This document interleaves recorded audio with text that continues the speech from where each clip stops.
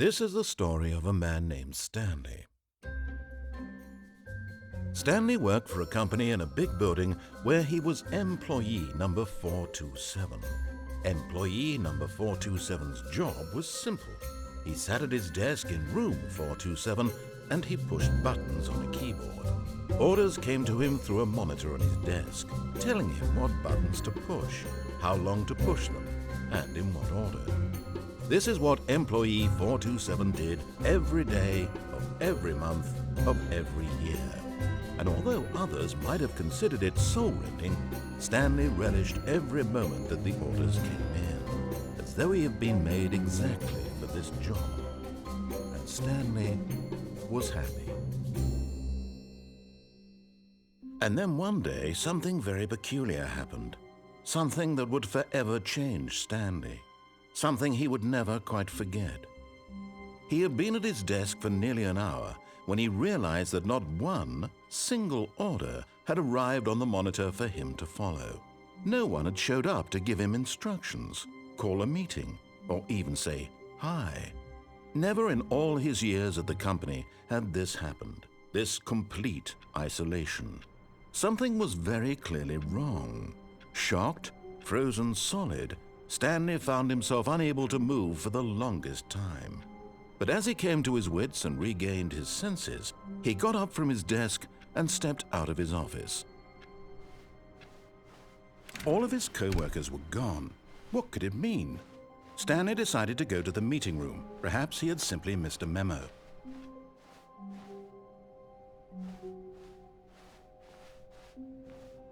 When Stanley came to a set of 2 open doors, he entered the door on his left.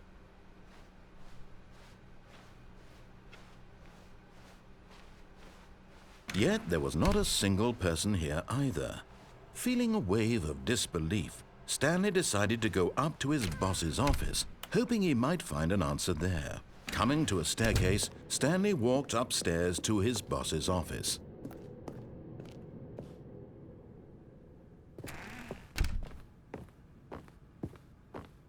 Stepping into his manager's office, Stanley was once again stunned to discover not an indication of any human life. Shocked, unraveled, Stanley wondered in disbelief who orchestrated this, what dark secret was being held from him.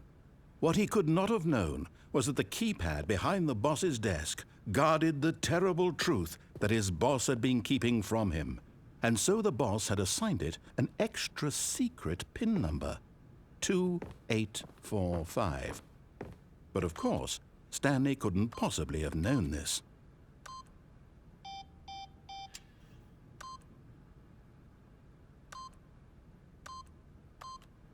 Yet incredibly, by simply pushing random buttons on the keypad, Stanley happened to input the correct code by sheer luck. Amazing.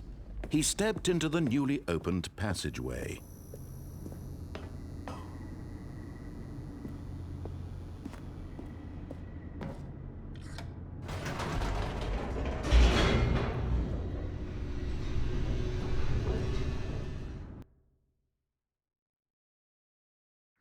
Descending deeper into the building, Stanley realized he felt a bit peculiar. It was a stirring of emotion in his chest, as though he felt more free to think for himself, to question the nature of his job. Why did he feel this now, when for years it had never occurred to him? This question would not go unanswered for long. Stanley walked straight ahead through the large door that read Mind Control Facility.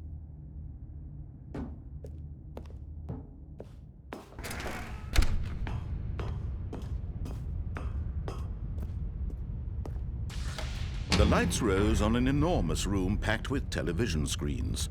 What horrible secret did this place hold? Stanley thought to himself. Did he have the strength to find out?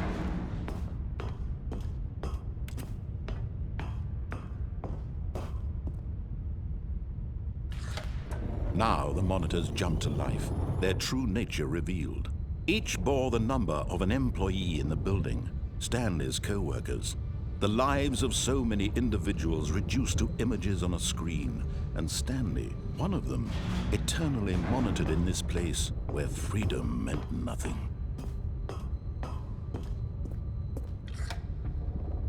This mind control facility, it was too horrible to believe. It couldn't be true.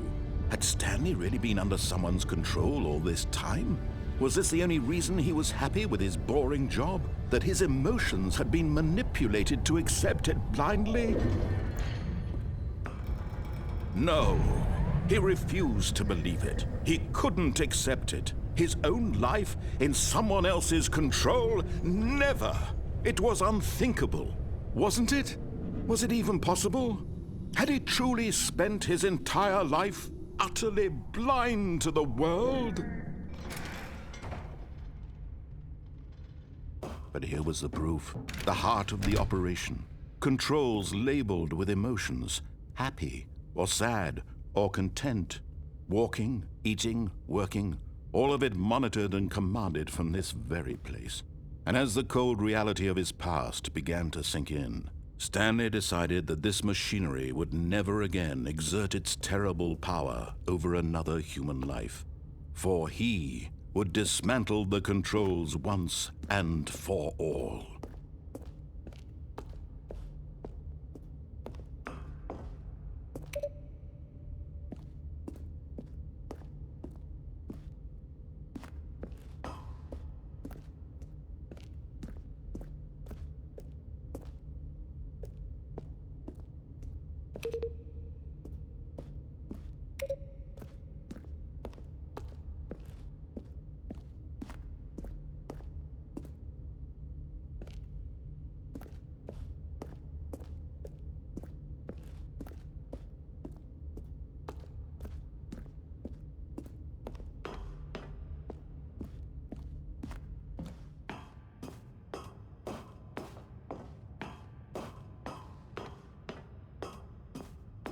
And when at last he found the source of the room's power, he knew it was his duty, his obligation, to put an end to this horrible place and to everything it stood for.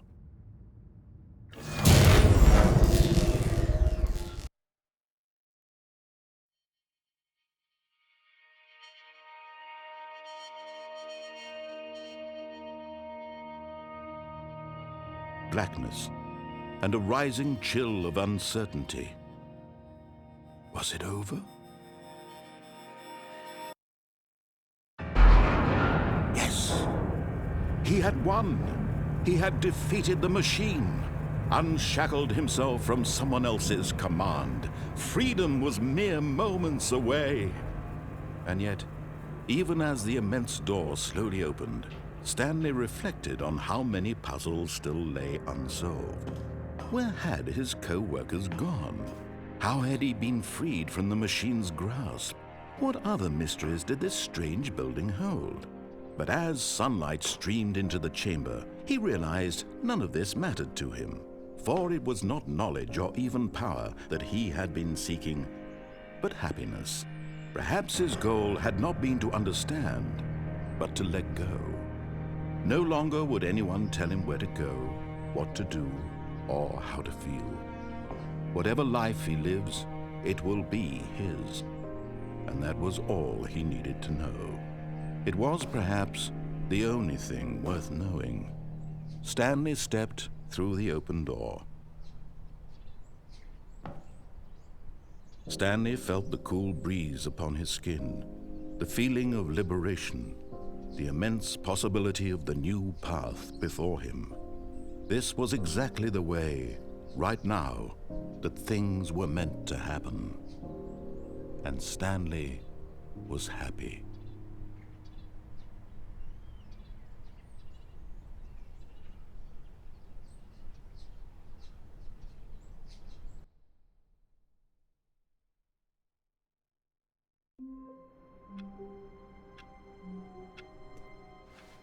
All of his co-workers were gone.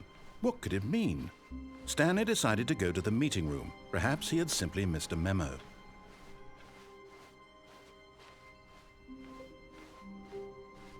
When Stanley came to a set of 2 open doors, this was not the correct way to the meeting room, and Stanley knew it perfectly well. Perhaps he wanted to stop by the employee lounge first, just to admire it. Ah, yes, truly a room worth admiring. But eager to get back to business, Stanley took the first open door on his left. Stanley was so bad at following directions, it's incredible he wasn't fired years ago. Look, Stanley, I think perhaps we've gotten off on the wrong foot here. I'm not your enemy, really, I'm not. I realize that investing your trust in someone else can be difficult, but the fact is that the story has been about nothing but you all this time. There's someone you've been neglecting, Stanley. Someone you've forgotten about. Please, stop trying to make every decision by yourself. Now, I'm not asking for me. I'm asking, this is it, Stanley. Your chance to redeem yourself. To put your work aside. To let her back into your life. She's been waiting. That's her, Stanley. You need to be the one to do this. To reach out to her. If you can truly place your faith in another, then pick up the phone.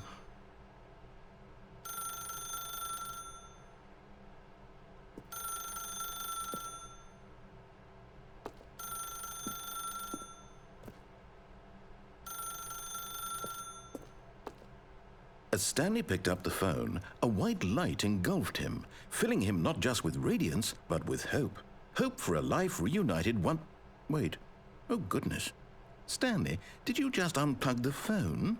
No, that wasn't supposed to be a choice. How did you do that? You actually chose incorrectly?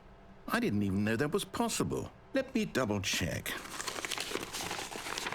No, it's definitely here, clear as day. Stanley picks up the phone. He's taken to his apartment where he finds his wife, and the two pledge themselves to one another. Music comes in, fade to white, roll credits.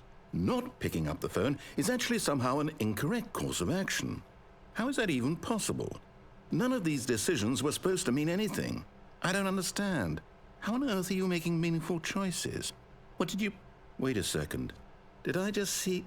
No, that's not possible. I can't believe it. How had I not noticed it sooner? You're not Stanley. You're a real person.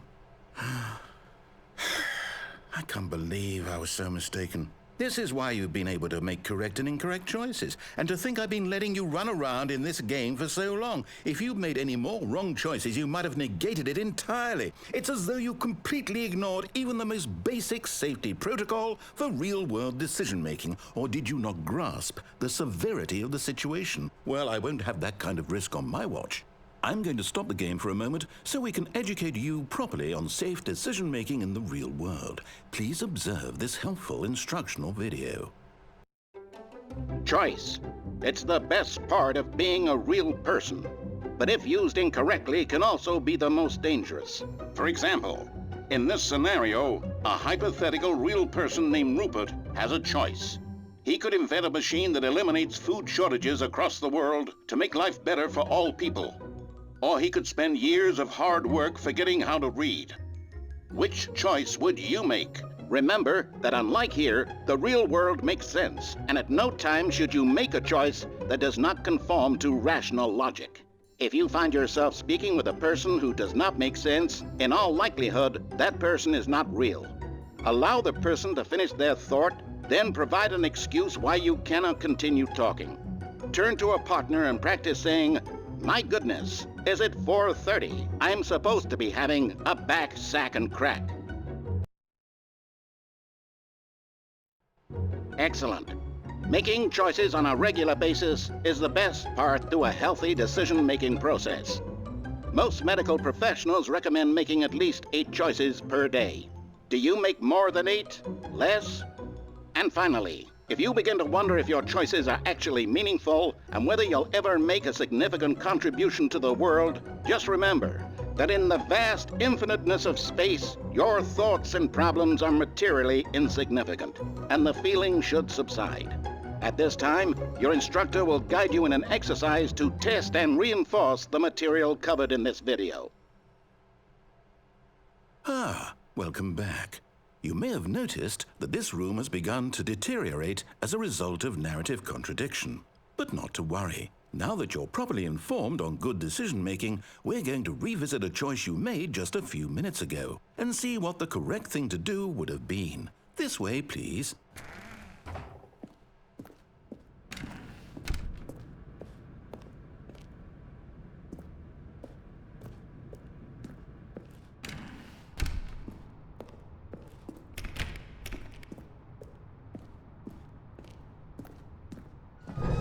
Now that we know your choices are meaningful, we can't have you jumping off the platform and dying. Imagine the main character dying senselessly halfway through the story. That story would make no sense at all. We just need to get you home as soon as possible before the narrative contradiction gets any worse. Unfortunately, it seems this place is not well equipped to deal with reality.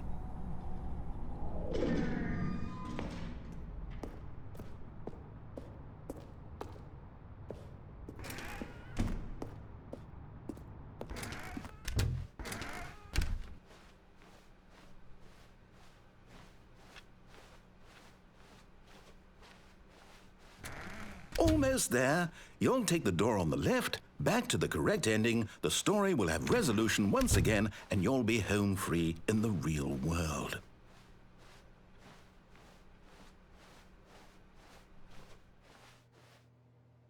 Now remember, all you need to do is behave exactly as Stanley would.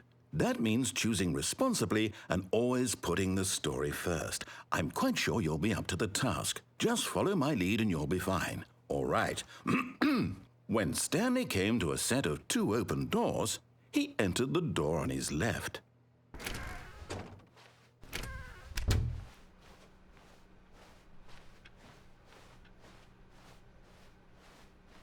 Yet there was not a single person here either. Feeling a wave of disbelief, Stanley decided to go up to his boss's office, hoping he might find. Coming to a staircase, Stanley walked upstairs to his boss's office.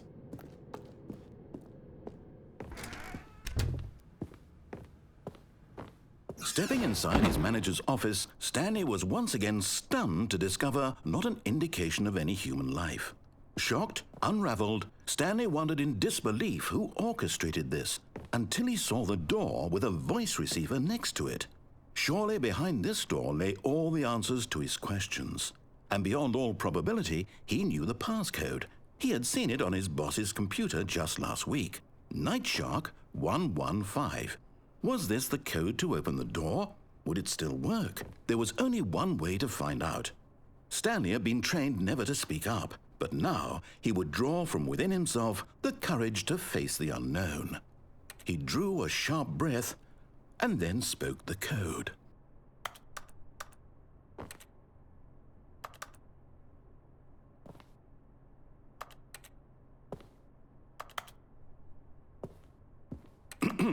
Stanley spoke the code. Nightshark 115.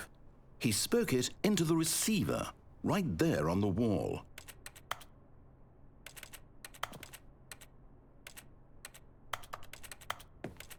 I'm sorry, is there a problem? You didn't mishear me, did you? Please speak the code into the receiver. Otherwise, we can't get on with the story. This is a crucial step.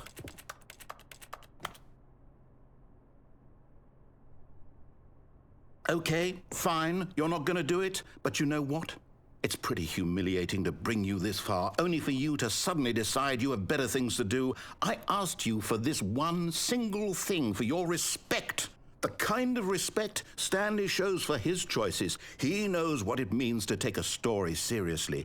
If you didn't want to see what I had to show you, then why did you come here? You had a choice, you know. You could have gone through the door on the right. You could have done whatever the hell you wanted over there. Why did you come this way? Speak. Say something to me. Explain yourself, you coward. You behave exactly as Stanley would. That means choosing responsibly and always putting the story first. I'm quite sure you'll be up to the task. Just follow my lead and you'll be fine. All right. When Stanley came to a set of 2 open doors, he entered the door on his left.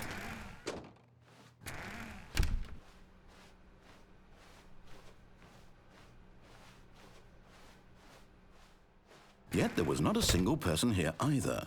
Feeling a wave of disbelief, Stanley behaved exactly as Stanley would. That means choosing responsibly and always putting the story first. I'm quite sure you'll be up to the task. Just follow my lead and you'll be fine. All right. When Stanley came to a set of 2 open doors, he entered the door on his left.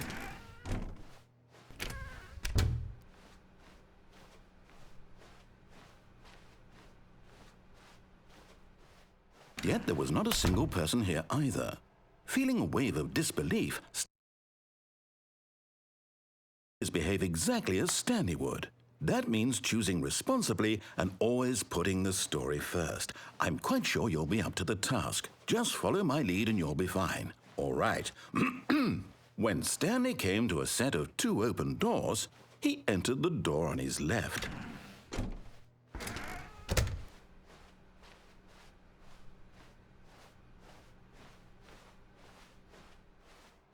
Yet there was not a single person here either. Feeling a wave of disbelief, behave exactly as Stanley would.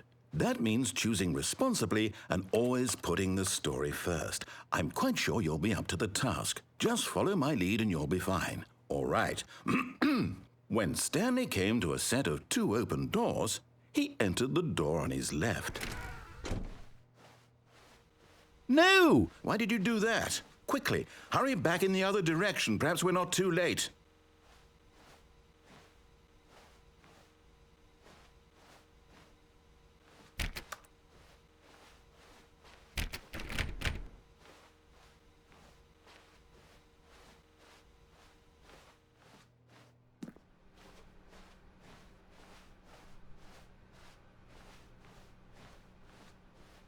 Oh, it's ruined.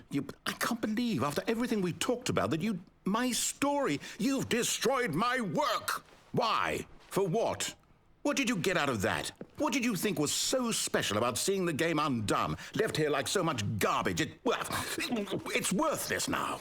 And what am I supposed to do? Even if there were a way to continue, would it be worth it? To know that my story is now incorrect? How can I go back to that? I can't erase that knowledge. I'll have to live with it forever, reliving its impossibility forever. I couldn't live that way. Is it better to shut the game down entirely? To willingly destroy all of my work? I don't know. What's the answer? What do I do? What do I do? What do I... No, I have to. I have to shut the game down. I have to. I have to.